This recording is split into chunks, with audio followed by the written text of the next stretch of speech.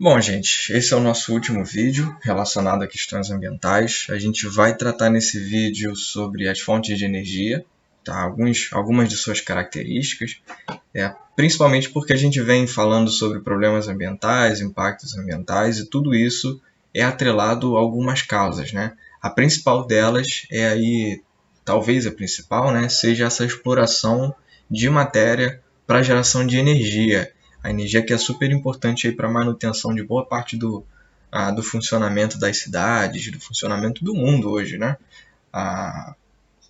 É uma energia que está presente aí para, por exemplo, para gerar a luz aqui para a gente, né? Energia elétrica e tudo. Ainda com gasolina para movimentação, para meios de transporte. Então a energia ela é super importante para manter esse funcionamento. E talvez ela tenha impactos, né? Dependendo do tipo de energia, ela pode ter impactos positivos, ela pode ter impactos mais nocivos ou menos nocivos, dependendo aí das suas características. Então a gente vai falar um pouco sobre esses tipos de energia e sobre suas características, tá? A primeira delas, talvez a mais comum, né, da gente ouvir falar, é a energia fóssil, que está relacionada a exploração de petróleo, mas não só isso, né? A energia fóssil, ela normalmente é a exploração de matéria orgânica que já foi decomposta há muito tempo, né? Por milhões de anos. Essa matéria orgânica, ela é sedimentada, tá? Em algum terreno, então essa matéria orgânica ela está normalmente atrelada aí a antigos animais, né? Que já foram mortos, e que se depositaram em algum tipo de sedimento, tá? No caso dos animais, principalmente ligado ao petróleo. No caso de carvão mineral também pode ser ligado a florestas carboníferas, que são florestas muito antigas que também foram, que com o tempo, né, conforme aquela vegetação foi morrendo e foi sendo sedimentada, foi gerando também esse tipo de material, né? E nesse caso ligado principalmente ao carvão vegetal, que também é uma fonte de energia fóssil. Fóssil que lembra a gente mesmo a dinossauro e toda essa vida antes do ser humano, né? De milhões de anos atrás. E ainda o gás natural que é gerado com essa decomposição, tá? Então essas são as fontes. Então esses são a fonte de energia fóssil, né? Ela causa também alguns conflitos, ela tem impactos não só ambientais, em alguns lugares do mundo, principalmente no Oriente Médio, a gente pode dizer que isso causa muitos conflitos, porque o petróleo está muito atrelado à riqueza hoje, né? A venda de petróleo, a compra de barris de petróleo, essa especulação financeira em cima desse tema, ela gera diversos tipos de conflito também. Então a gente pode dizer que são questões não só ambientais, mas também sociais nesse caso. Tá? Eu trouxe aqui uma imagem para vocês darem uma olhada. Isso é uma plataforma de exploração de petróleo. Provavelmente existe aqui uma perfuratriz, né, onde eles perfuram esses sedimentos para poder retirar o material orgânico, que é, no caso, o petróleo, para depois ele ser tratado e, né, dividido em barris para ser comercializado.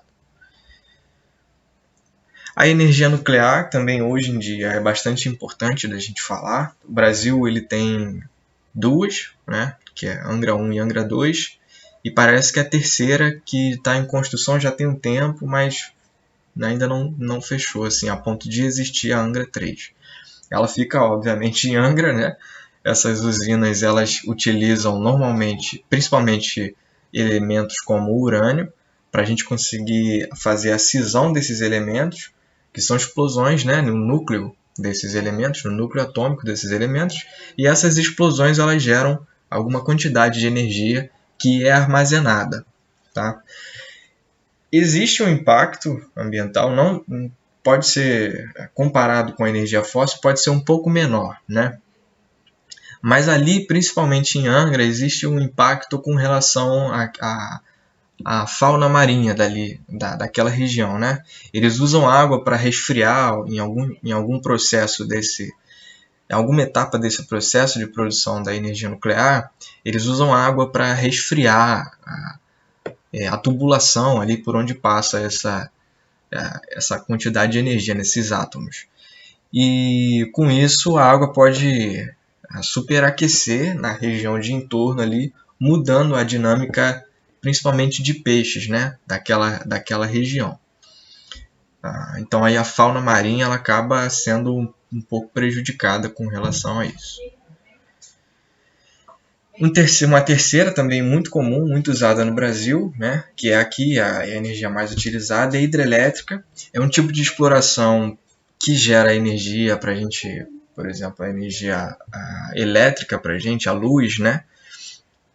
Ela vem bastante ligada à energia hidrelétrica.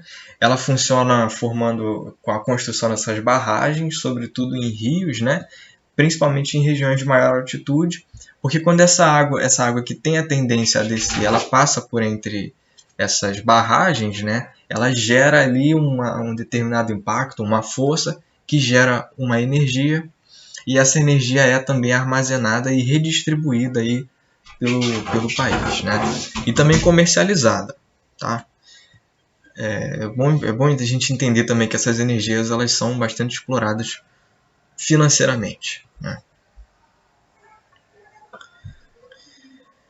Bom, nós temos ainda a energia eólica, tá? Que também a gente já viu nessas hélices em alguns momentos, elas têm um impacto bastante menor com relação aos outros tipos de energia. Essa energia eólica ela é ligada à força dos ventos, então conforme o vento passa por essas hélices e elas vão rodando, né, elas acabam gerando ali em algum mecanismo que que usa essa força para formar a energia, ela ser armazenada em algum ambiente, né? Eu não sei exatamente como funciona aí o mecanismo da energia eólica, mas é basicamente isso, o vento, né, que roda essas hélices, forma essa energia e essa energia também é armazenada e redistribuída. Ela é mais cara do que as outras energias, até por isso ela não é tão utilizada quanto outras, mas é ainda importante a ser considerada. O impacto ambiental dessa fonte de energia é também bastante menor, né? Se eu não me engano, o principal impacto é a poluição sonora, ela faz um ruído muito grande, e ainda com relação a aves, né? Aves que passam por essas regiões, às vezes aves migratórias, né? Seguindo, nós temos a energia solar, que ela é formada aqui por essas placas fotovoltaicas, né? É uma energia, dizem, a energia limpa, né? Por assim dizer, porque elas só se aproveitam da luz do sol, e a luz do sol incide sobre essas placas e gera aí o calor gera uma quantidade de energia a ser armazenada também e utilizada, tá? É um tipo de energia renovável, porque é a luz do sol, né? Então ela não vai se esgotar assim com esse uso, diferentemente da energia fóssil, diferentemente de outros tipos de energia que podem acabar, né, com o excesso de exploração. Nesse caso, só se realmente o Sol acabasse, né? Ela é bastante importante poderia ser utilizada em maior escala por aqui no território nacional, né? Principalmente porque vocês sabem, como a gente viu em climatologia, que o Brasil está ali localizado, a maior parte do território localizado na região tropical, entre os trópicos de Câncer e de Capricórnio, e por conta disso a incidência de energia solar ela é muito maior do que em outras regiões, mais ao norte e mais ao sul, tá? Então por isso ela poderia ser mais utilizada.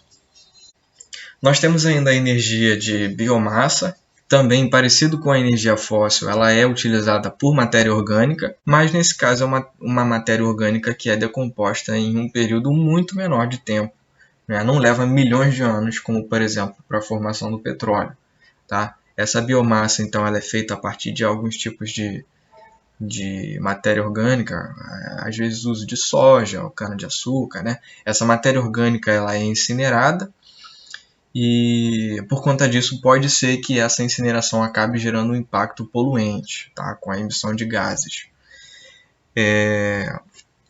A partir dessa queima da matéria orgânica, ela acaba gerando ali uma massa chamada biomassa, né, que é o que gera energia, e além disso, os gases gerados podem ser aproveitados também. Aqui um tipo de energia um pouco menos comum do que as citadas anteriormente, né? É a energia maremotriz. Ela é utilizada a partir dessas hélices, similares aí às hélices na energia eólica, só que essas são colocadas no mar e elas aproveitam aí o balanço das ondas, né? Com essa movimentação das ondas, as hélices também são movimentadas e com isso geram uma determinada força ali que é transformada em energia também para ser armazenada. Tá? Isso é uma figura aqui de ilustração, não chega a ser nenhuma figura real, né? que traz para a gente assim, a ideia de como funciona essa energia maremotriz também. E por fim, a energia geotérmica, que é utilizada a partir do calor de alguns gases que podem haver dentro da crosta, né? Então elas são colocadas justamente próximo a geysers ou nascentes de águas quentes, e com esse calor eles conseguem então retirar a partir desse calor alguma certa quantidade de energia também a ser armazenada e distribuída, tá? Então, gente, essa foi a última que eu apresentei para vocês, tá? Então vou encerrar por aqui a parte de questões ambientais e a gente se vê então nas próximas aulas.